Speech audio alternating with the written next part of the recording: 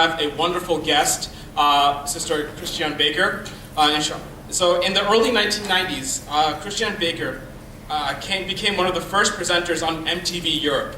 For years, she lived and breathed the international music scene, quickly gaining a cult following amongst viewers and becoming a darling of the European press. For real. Rubbing shoulders with the likes of Mick Jagger, not Maroon 5, but the actual Mick Jagger, Bono, Jim Kerr, Take That, and Cat Stevens, aka Yusuf Islam, Kristiane was catapulted to the forefront of popular culture.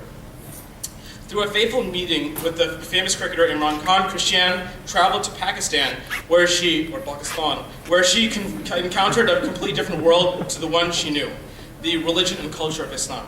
She was drawn to this way of life, which was dominated by a love of God, and began to read the Quran and to study books about the faith. The more she immersed herself in the world of Islam, the more she found herself dissatisfied with the life that she had been leading until that point. With the support of friends she met through Imran Khan, Kristiane began to learn the true values of the religion, and in 1995 decided to become a Muslim. From MTV to Mecca takes the reader on a spiritual and cultural journey across the globe, from Pakistan to Bosnia, LA to London, Hamburg to Saudi Arabia, that will inspire Muslims and non-Muslims alike. Encountering Islamic academics, musicians, and fellow converts, Kristiane finds the spiritual path of Sufism and embarks on the ultimate journey. I'd like to read more, but I feel like it'd be better coming from her mouth and from her experience, inshallah. Without further ado, please join me in welcoming Sister Kristiane Baker.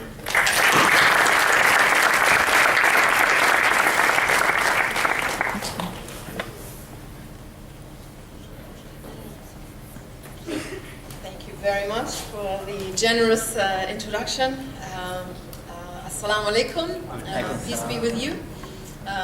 We start in the name of God, the most compassionate, the most beneficent. Bismillahirrahmanirrahim. How are you doing? Did you have a tough day at uni, or are you still? Can you still take more? Thank you for coming. I'm sure if you've been studying all day, you need some light relief. But I'm very pleased to see you. And I can only say, if I had known when I was your age that one day I'll be standing here at Northeastern University speaking to you about my journey to Islam, I would have told the person who would have told me this, you must be mad, because I was living a life very far away from from religion, certainly from Islam. I was an MTV presenter, interviewing rock stars for a living. Every day for 7.5 years, presenting and doing interviews and all sorts of things. But you see, God works in mysterious ways, and He knows what He's doing. And He guided me from a life of hedonism and materialism to a life of inner contentment and peace, you can say. Before I converted to Islam, many years ago, I had everything you can imagine, everything you could dream of, like a dream job, for young people. Touring around Europe with our little camera team. Everywhere we went, the red carpet was rolled out.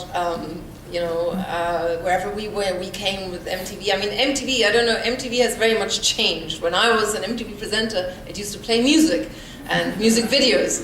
Nowadays, it's whatever it is. It's very different anyway. And obviously, it was also much more significant. It was a big deal.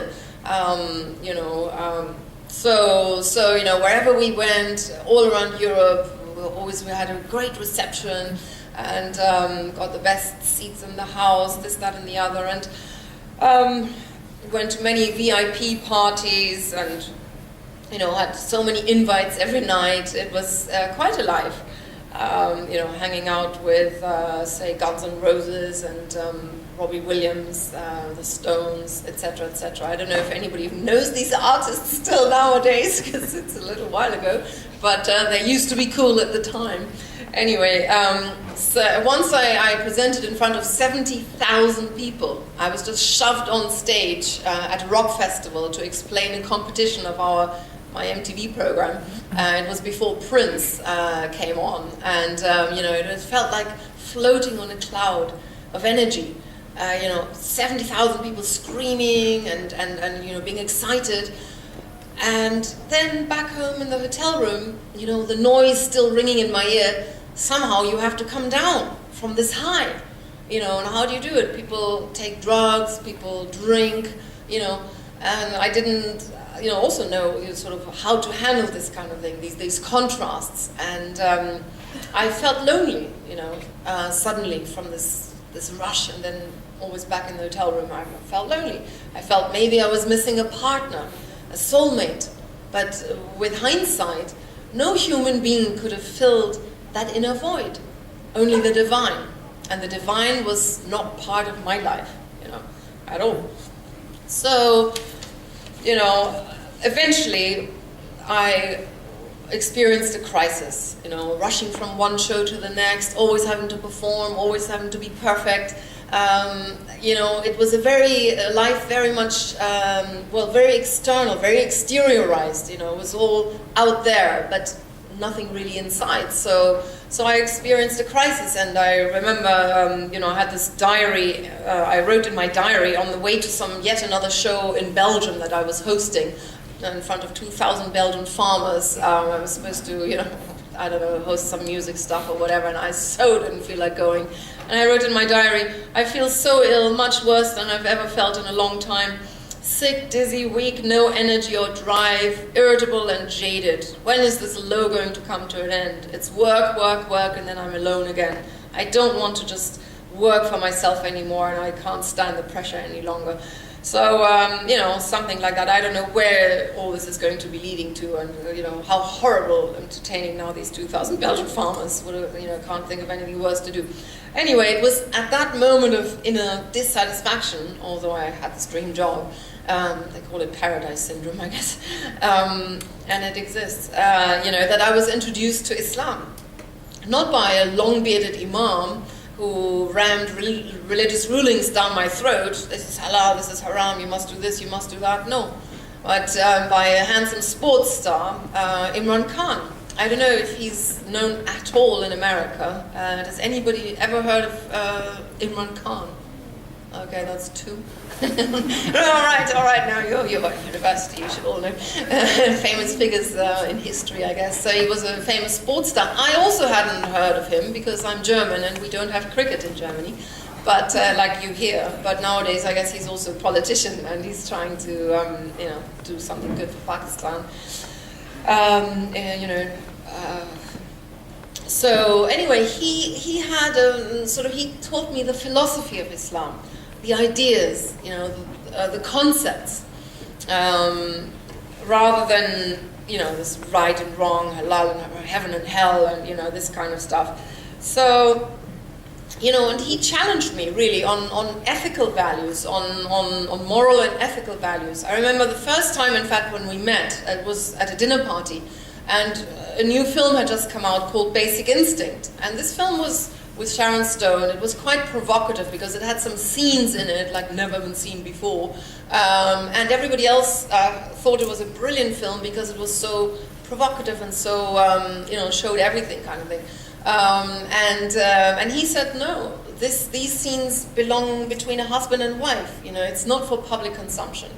And it's like, I don't know if anybody of you have seen Wolf of Wall Street. Anybody seen that film? Yeah, so that's quite a lot. So, it's quite shocking what it shows, the kind of, it's much more provocative than Basic Instinct, but, it's just what this world has come to. They call it the pornification of popular culture.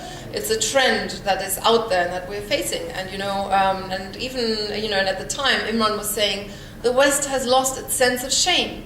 Anything and everything goes. And certain things should remain between a couple, say, a married couple, and so on and so forth. So there is some kind of a moral malaise that perhaps, we suffer from. So, this was a very different viewpoint to all the other people at the dinner party, and it was kind of intriguing, and I wanted to learn more about this, wanted to understand, well, it was fueled by his faith, that is where it came from. So Imran basically challenged me on my ethical values, and made me aware that there is another dimension to life from the material dimension, from what we can see and touch, and that is the spiritual dimension. The fact that everybody has a soul, and the soul needs nourishment, like the body. I guess I can show you the next slide. The soul needs nourishment, like the body. And in fact, until then, I hadn't even realized I had a soul. And probably part of this neglect was my crisis, my dissatisfaction. Because at that time, in my dark moments, there was only one remedy: retail therapy, going shopping. But of course, the pleasure you get from a new handbag or a new dress is only temporary. And then you want another one. And so it's really quite an expensive hobby, and it doesn't really give you lasting satisfaction or a peace, So I learned about the spiritual dimension, and I was fascinated. I wanted to know more. But what really also fascinated me, how he was about to give up his cricketing career to become a charity worker, to establish a hospital in Lahore, a cancer hospital, where the poor people would be treated for free. And, and I saw how he built this hospital with an army of volunteers around the world, including in America. And, everybody wanted to be part of this project and donated their time and effort and money towards this hospital. And, and he was saying, in the end of the day, to please God, for the poor people, and in the end of the day, as a service to God. And he said, to believe in God and to do good deeds, that is the essence of being a Muslim. And he played a lot of lovely music to me, very different music to the pop music that I was accustomed to from MTV, music from his culture, Qawwali music, from Nusrat Fateh Ali Khan. I don't know if anybody has heard of Nusrat Fateh Ali Khan. Any Pakistanis in the audience? Yeah, he's like the shining star of the Qawwali heavens, you could say. Nusrat managed to do what no army general has ever done, and that is to unite India and Pakistan, basically, because he's adored on both sides of the Atlantic. And Peter Gabriel, does anybody know Peter Gabriel? Yeah, he brought Nusrat, he put Nusrat on the map in the West through his festivals and so on, worldwide festivals. He did a lot for world music. So Nusrat, his songs are these Qawwali songs. Qawwali means wise uttering in Urdu, I learned. They are about love. They're old Sufi poems, and they sing about love. Love for the beloved, which then turns into love for the higher beloved, the ultimate beloved, God. And, and these lyrics touched me much deeper than any pop song I'd heard on MTV. So it's really, some people say music is forbidden in Islam. I like to say it was actually music that brought me to Islam. In fact, it opened my heart for the culture and religion of Islam, and it's a fact. Even some Western pop stars also sing about this kind of higher love. I don't know if anybody has heard of Steve Winwood. He was an artist, from, I guess, the 80s, 90s, 70s probably even. He has this song called Higher Love. It's quite a nice song, and it goes, think about it, there must be higher love, down in the heart or hidden in the stars above. Without it, life is wasted time. Look inside your heart, I'll look inside mine. Bring me higher love. Where is that higher love I've been thinking of? So I was determined to find that higher love. I was interested, and some bug had hit me. And in the end, later on, much later, I ended up one day praying with Steve Winwood and his family in a chapel after a party where he was singing, and we were all dancing and everything. And afterwards, the next morning, some of us who'd actually gotten up, we all ended up praying together on a Sunday morning. Very nice moment. So I learned about spirituality. I learned about the doctrines of Islam. Imran started giving me books, and the first book I read fascinated me. It's something I had no idea about, and and suddenly I read, and I was captivated intellectually. The idea, for example, of, the concepts I read about made sense. Like the idea that there's one God, and we pray to that one God. God who is our creator and our destiny, where we will go to one day. Absolutely powerful, infinitely good, compassionate, ever forgiving. God is greater than anything we can imagine, yet within very, very close to each and every one of us, closer to us than our own jugular vein, it says in the Quran. Very powerful. And he listens and he hears all of our prayers, and he answers them in his own time and in his own way, in the way that is best for us. So sometimes there can be delays, and it's because that is his way of answering, basically, whatever is best. That's what we trust. And and I seriously liked the idea of just worshipping that one God, nobody else, not fame, not contacts, connections, money, or whatever people worship. Just that one God. So we don't bow down in front of anybody but God. And that is a very, it's empowering. It totally empowers you if you really think about it and really do that, It empowers you. Peer pressure. People say, oh, you must do this, you must do that. Do I? Must I really? No. Or, you can't eat meat, you should be a vegetarian, people who don't worship the one worship everything. They end up following this trend and that trend and the other, and it's all, it's all temporary. Whereas when you follow the one, that's it. You have no doubts, and you're much. Somehow it is empowering. It's totally empowering. Fame, fashion, money, youth. It all becomes irrelevant because what you know what really counts, and that is your relationship between you and your Creator. So also I was astonished to find a lot of commonalities between Islam and Christianity and Judaism. Abraham, Moses, Mary, all the biblical figures I found also in the Quran. I did not know that before.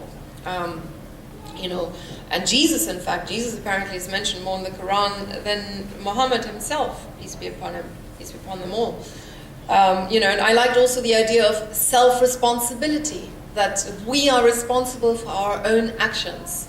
And nobody has already taken that responsibility away, 2,000 years ago or whatever. But it's, when we make a mistake, we apologize to the person we offend, and we ask God for forgiveness. And so it's, our responsibility. The way we live our life here affects our life in the hereafter. And there is divine justice in the end of the day. So we always keep also the big picture in mind and heart. The fact that life goes on, and this is not it. Especially, all of this gave me strength, even when I was not even a Muslim at all. The idea, for example, also that babies are born pure, not with a sin already inherited. How can a baby that just comes out of the mother's womb already be a sinner? That didn't really make sense to me. So it makes much more sense for me anyway to say, to understand babies are born pure, and in the course of their life, everybody accumulates mistakes. We're human beings, and so on, and then we can eradicate these mistakes again. The Quran tells us how: by turning around, by repenting, and by doing better, not going back to those old mistakes, and asking for forgiveness.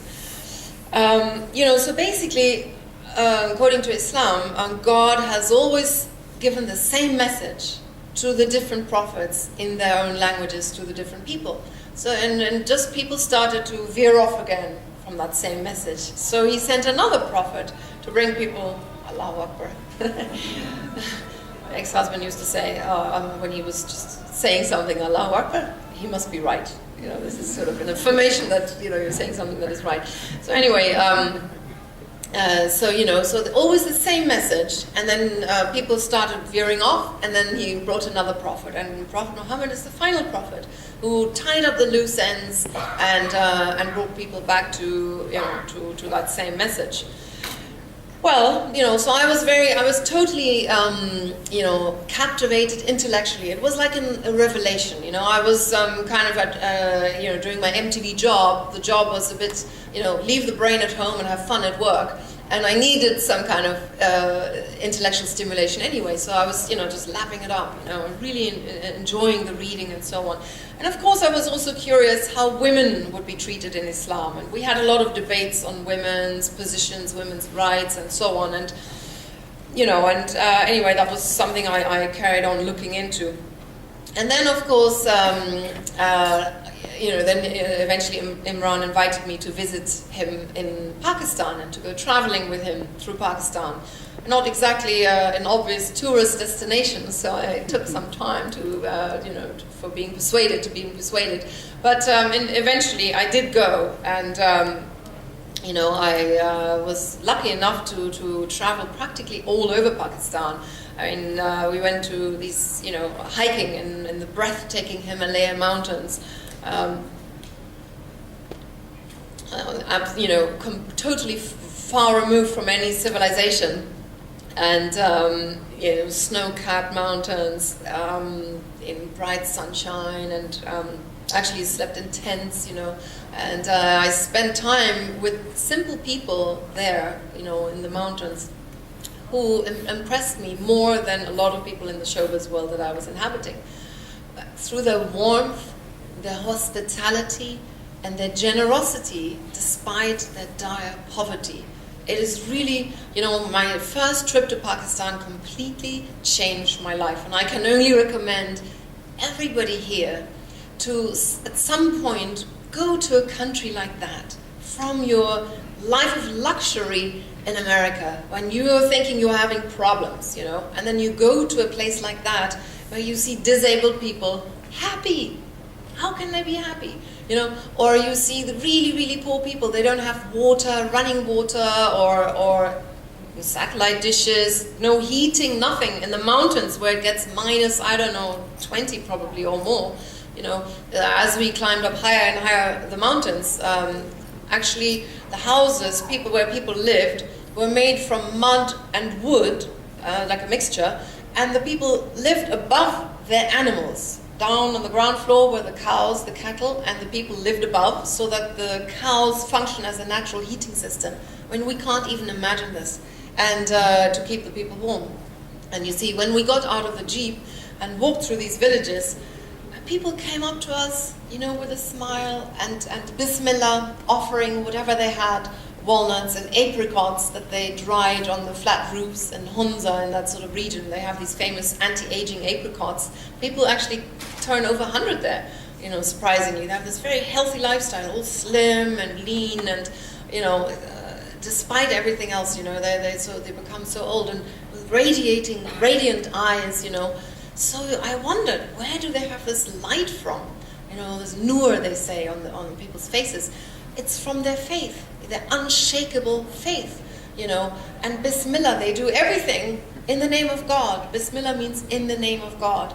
And that is how you sanctify any day and every deed, because you do everything in the name of God, whether it is starting a speech or sending an email or, going on a journey or offering somebody a drink or drinking something. Bismillah, you do everything in the name of God. And, and then during my trip in Pakistan, I also learned for the first time how much fun you can have without alcohol. Even that, I couldn't imagine. At my work, I could have been drunk every night for work. There was champagne every night, and the MTV days and so on, and showbiz events and stuff like that. And people could not even imagine going to an event without alcohol. So we had a great time, and we're laughing and just enjoying ourselves with good conversations, and people didn't just get out of it by the end of the evening. No, we were still having really good, interesting conversations. In fact, it was far more interesting. Anyway, and of course subconsciously I also paid attention, how would I be treated as a woman? But everybody really, without exception, was polite and treated me as a sister. In fact, as a lady, you know. In fact, over there, I mean, women don't schlep around their luggage and stuff like that. There's men carrying it, you know. You're really treated like a woman over there. And in any kind of Eastern country, I think. Very different to, of course, England and probably here. Anyway, that's another whole long subject. So, you know, I was addressed as a sister, you know, and very respectful. Nobody, you know, made passes or anything like that. So, you know, traveling there really put things in perspective. And I reflected on my whole life, you know, and I wanted to also do something positive, you know. It was inspiring, you know. And wherever we went with our Jeep, and stopped, immediately it was surrounded by hundreds of people. Either they wanted a signed autograph or a picture, you know, a cricket bat signed or something like that, or they donated money for the hospital. You know, even people almost in rags, very poor people, pressed a few rupees into Imran's hands. This is for the hospital, you know. Women took off their jewelry and donated it for the hospital, you know. And it is also this kind of friendship and faith that really touched me. I'd never seen anything like it. And now when I experience it, and when people extend themselves and, you know, come forward and support my project or whatever, you know, it touches me very much too. You know, it is just something so special. It is one of the most special experiences being part of the Muslim community, the global Muslim community, so to say, you know. This friendship and faith, that people extend themselves for others purely for the sake of God, you know, and come forward and do things not based on material calculations or, you know, bartering, like I do something for you, you scratch my back, I scratch yours. No, some people just do things for the sake of God, and it's really very beautiful. So anyway, so something had caught fire in me. Something, you know, I couldn't stop reading books on Islam, and I carried on traveling to Pakistan, and you know, met Muslims, asked so many questions, and you know, and of course we also visited Lahore, which is you know, and the famous Red Mosque, the Badshah Mosque, which is built by the same architect who made the Taj Mahal, and you know, and just for the first time seeing this Islamic architecture in front of me, it is exquisite, you know, very, very beautiful. And you know, they don't show images because they say that images distract from, you know, from God. And really, Islamic art and architecture is there to remind us of God. It's like it's made as a form of worship. And it is there to remind us of God. All the geometrical patterns point to the one in the middle, the one God. This is the one God as the essence, of course, of Islam. Tawheed, it's called, this concept, the oneness of God. And, you know, so they also say Islamic art is a mirror of the unseen. It reflects heavenly realities, higher realities. And I love that. And, you know, and of course it's a great crime when some, I don't know, thugs destroy these ancient, you know, beautiful Islamic monuments.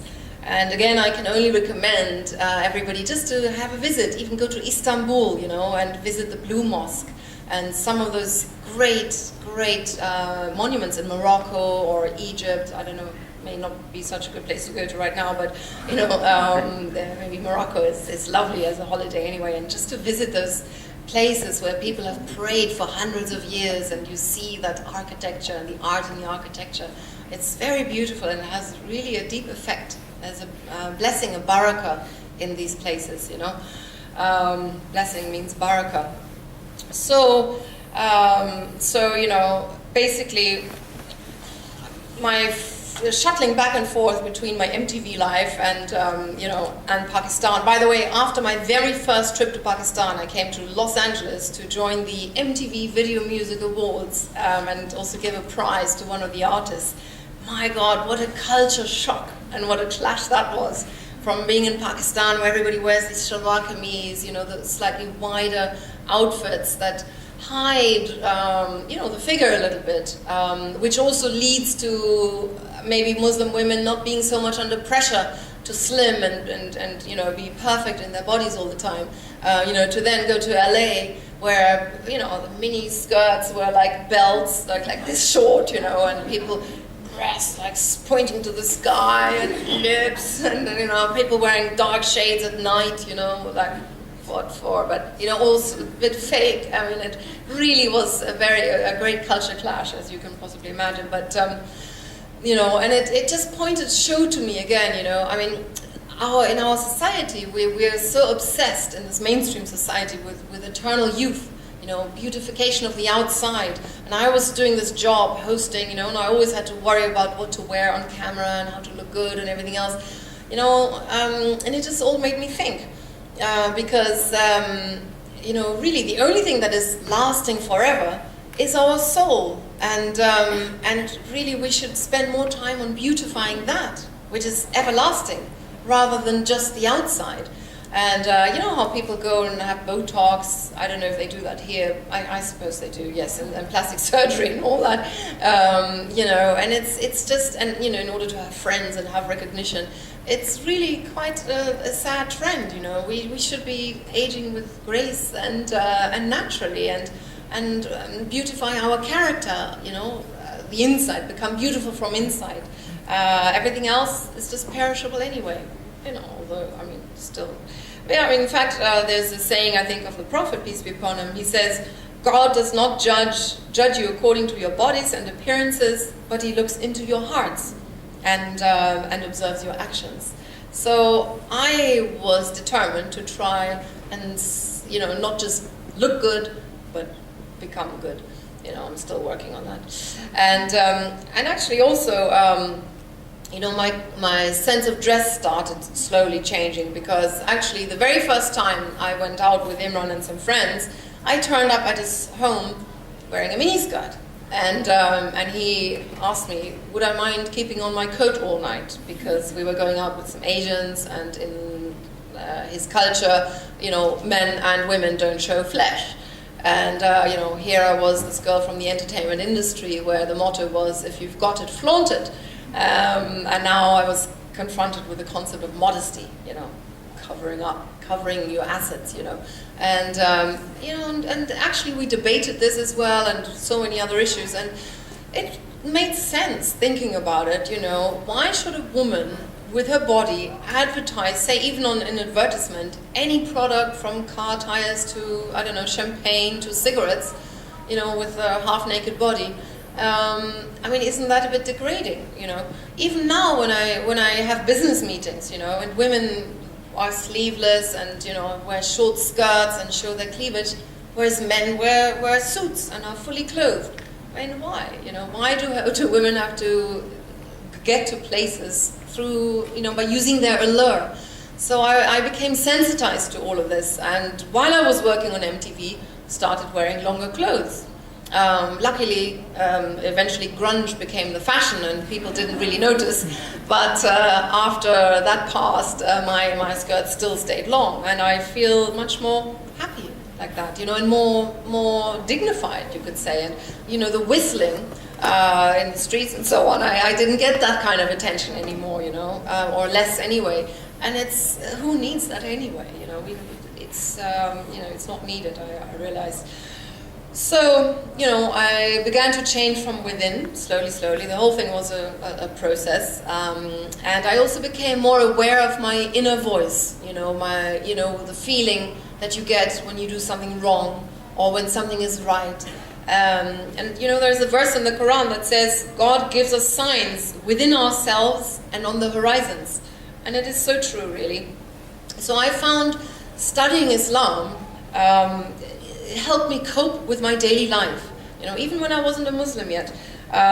For example, when I felt under pressure and stressed out, the Quran encouraged me, you can do it, with a verse in the Surah Al-Baqarah. God does not burden a human being with more than he can bear.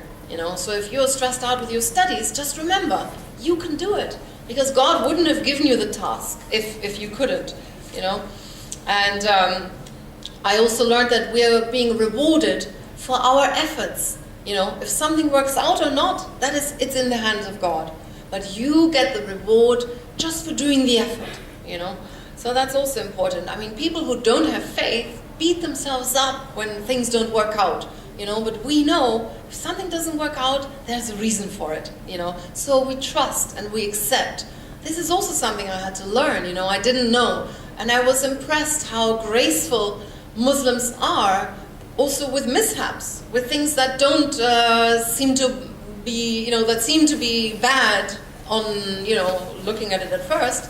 But perhaps it's a blessing in disguise. We don't know, you know, when you miss your plane, maybe there's something good in it, etc. So this kind of attitude I also learned from Muslims, you know. So,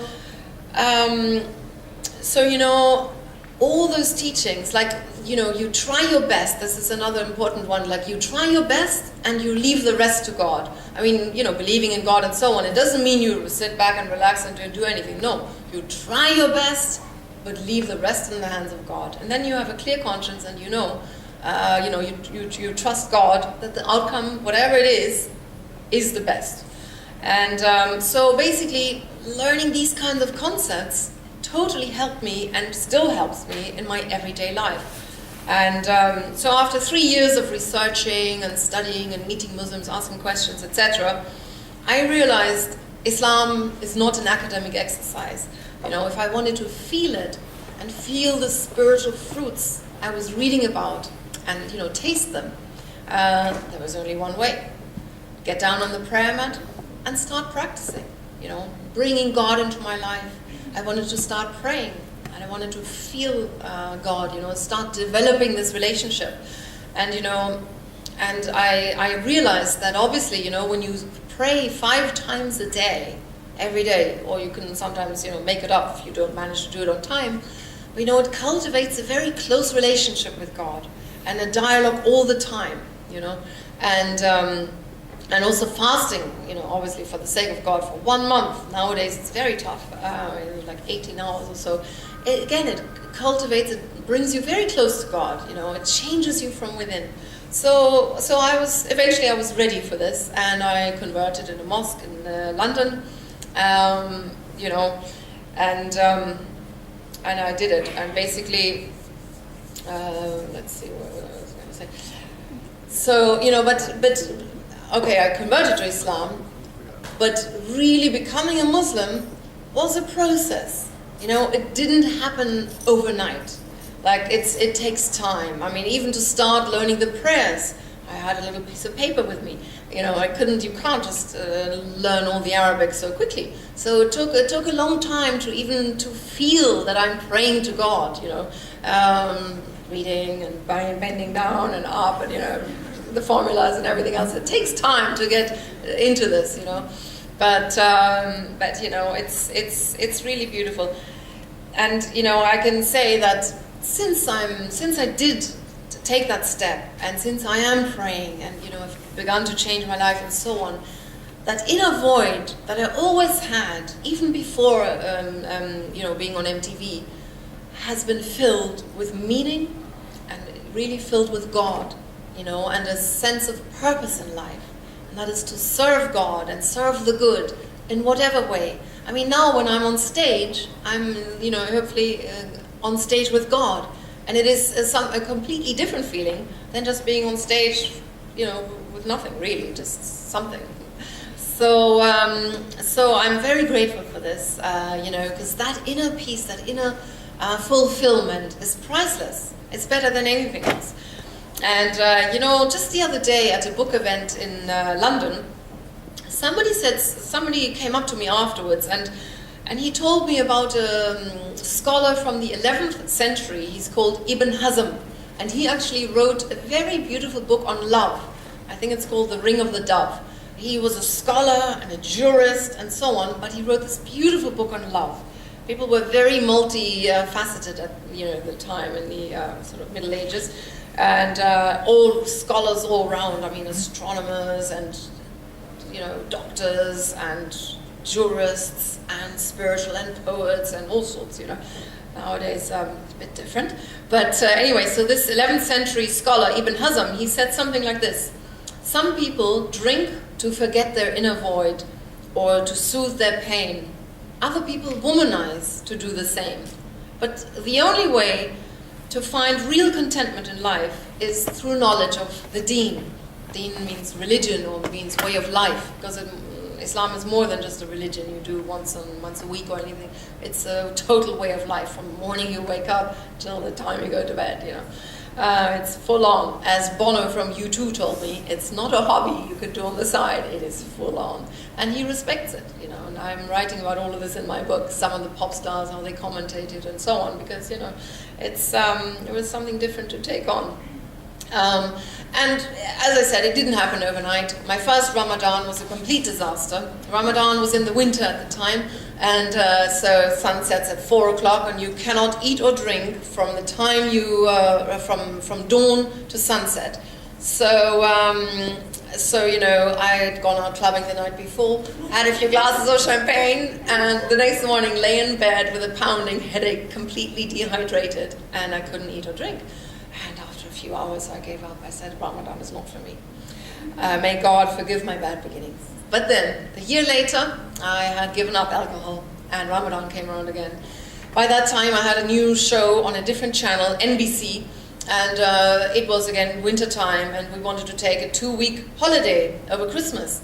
And in order to have a 2-week holiday, we needed to present double the amount of shows, record double the amount of shows, so that one day, you know, we can have these 2 weeks off. So from morning to night, I had to speak into the microphone and do voiceovers and interview people and so on. And I thought, how could I ever do this without, you know, drinking in between to keep going? And I really I psyched myself up, and I was worried, and, you know, and I tried to sort of muster all the energy. And thanks to God, alhamdulillah, you know, I was able to speak. And people even complimented me, and they said, oh, you look somehow very pure and radiant and so on, you know. Maybe you have a different aura when you're fasting and stuff like that, you know. And I tell you, with that, I discovered a very important secret of Islam. And that is, when you go one step towards God, He comes 10 steps towards you. This is a saying of the Prophet, peace be upon him. When you walk towards God, He comes running towards you. But the key is that we need to take that first step. You know, and then God gives you openings, and God makes things easy, and you know, and guides you to where you need to be guided.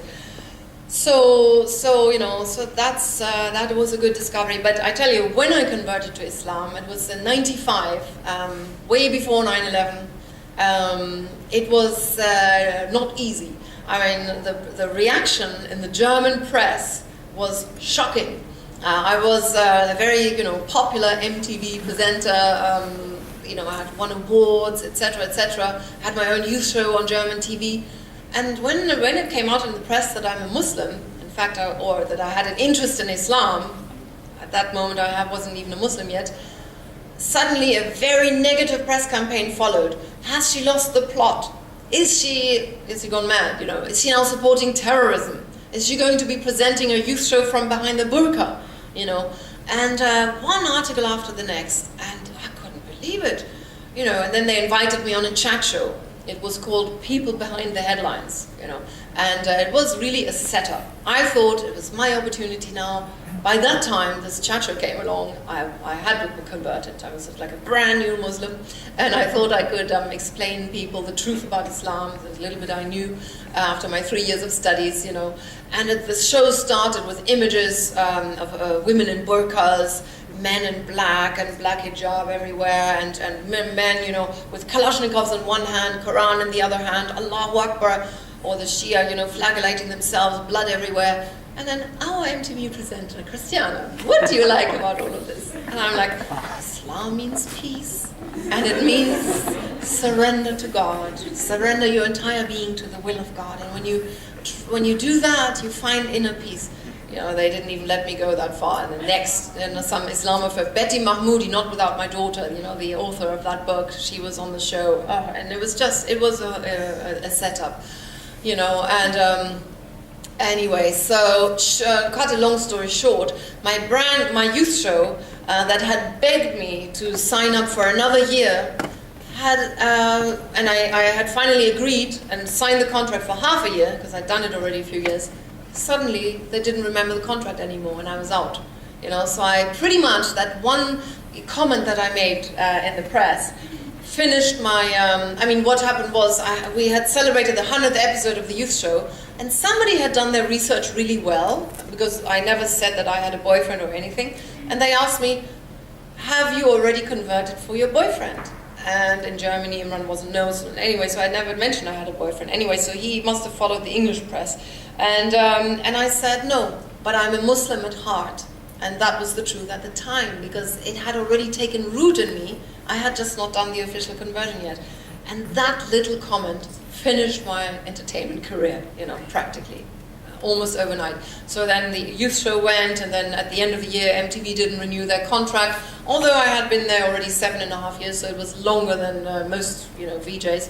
But it was quite shocking, the way it happened, and I quickly learned how deep Islamophobia is in Europe, and this was before 9/11, and how little people know about Islam.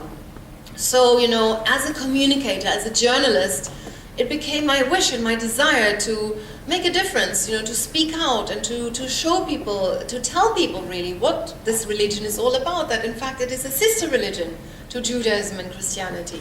It's like a continuation of the same Abrahamic tradition, and so on and so forth. And, but anyway, my agents, TV agents at the time, told me, if you ever want to work again in Germany, keep quiet about Islam. So I did. And then later on, I also met an Islamic teacher who actually said the same thing. Your fervor that you have into making a difference, a contribution, putting the world to rights, and all of that, put that fervor into bettering your deen, into learning about your religion and internalizing it, rather than trying to change the world. So I'm actually really glad I did that, because I kept studying Islam. I kept, just quietly and learning and traveling and finding teachers and finding myself as a Muslim, and a European at the same time, So it was a lot of adjustments.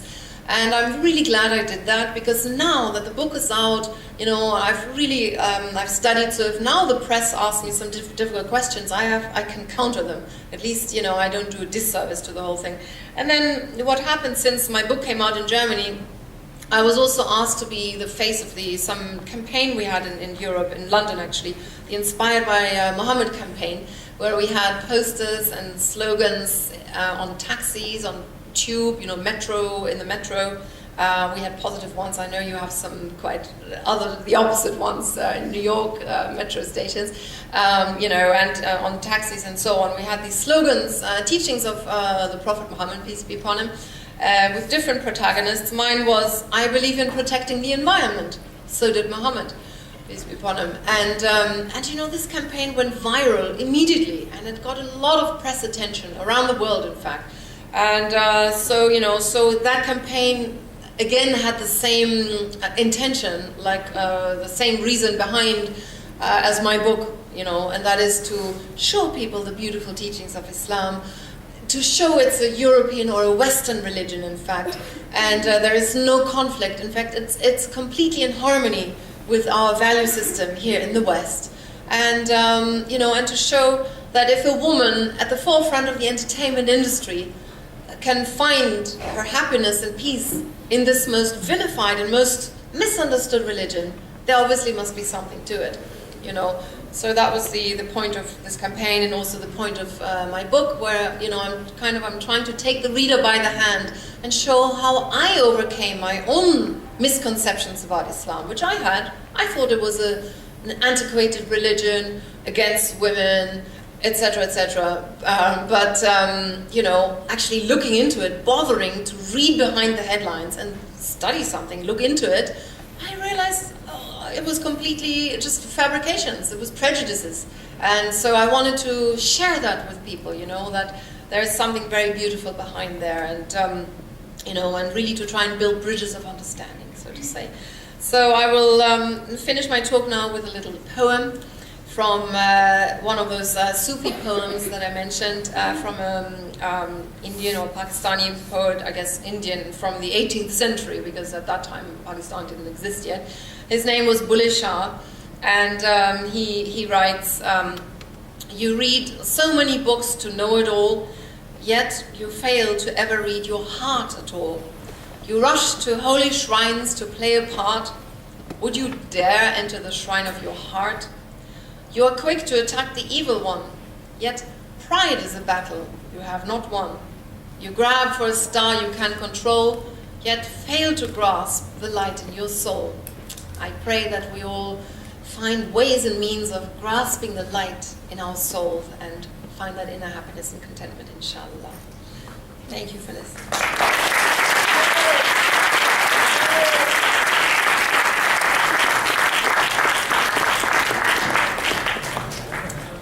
If you have any questions, I'm sorry I overextended. It's 1 hour. Oh my God. I don't know how that. Thank you so much, Sister Kristiane. Can we please give her another round of applause, please?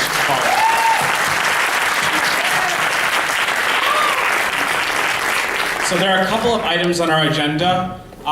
First, we'll be having a question and answer session, but afterwards, inshallah, we'll be having a special meet and greet with the author, with Sister Kristiane herself, inshallah. So the books will be here. You can pay with either credit card or you can pay with cash, inshallah. She'll be signing them books, and you can take them and please enjoy the electrifying story of Sister Kristiane's spiritual journey, inshallah. Just so many awesome anecdotes in the book that she wrote, and it took we were talking about this today, it took quite some time to finally finish the book, but she put her heart and soul into this work. So inshallah, please, everyone, please do purchase the book afterwards. We will have that after the question and answer session. Right now, this is the question and answer session, so a lot of you guys are burning with some questions and some comments and whatnot, so please raise your hand and I'll come to you with the microphone. Bismillah. Assalamu alaikum. Alaikum salam. My name is Mariam Sharif, Nice. and I only got to read excerpts of your book that I could find online. There were some. So I just want to congratulate you for writing a book that was so candid, and the courage and bravery that you had to sort of share information about your life and your journey to Islam. Thank you. And I had a question since I was once engaged to someone